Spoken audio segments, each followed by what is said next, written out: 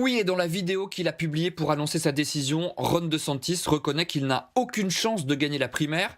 Il préfère donc jeter l'éponge sans même attendre le New Hampshire qui vote demain. DeSantis annonce par ailleurs, et c'est une information très importante, qu'il soutient désormais Donald Trump, l'ancien président qui, vous le savez, a une avance absolument phénoménale dans les sondages. Alors c'est un échec évidemment pour le gouverneur de Floride, DeSantis, lui qu'on avait présenté comme l'étoile montante du parti républicain. Rappelez-vous, il y a un an, on disait même qu'il allait ringardiser Donald Trump. Seulement voilà, le ballon s'est rapidement dégonflé. DeSantis a totalement raté sa campagne. La faute d'abord à sa personnalité. Il n'est pas très charismatique et il est même très raide, voire mal à l'aise quand il est sur le terrain, au contact des électeurs.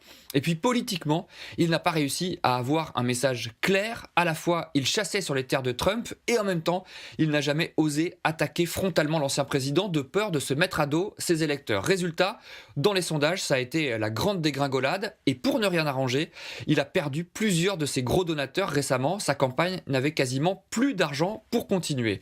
Alors après son retrait, Trump désormais a quasiment le champ libre. Il n'a plus qu'une seule adversaire face à lui, c'est Nikki Haley, l'ancienne ambassadrice à l'ONU. La question qui se pose maintenant, c'est de savoir combien de temps elle va pouvoir résister au rouleau compresseur Trump. Le premier test, ce sera donc demain dans le New Hampshire. Nikki Haley espère créer la surprise dans cet État qui est moins conservateur, donc plus favorable pour elle.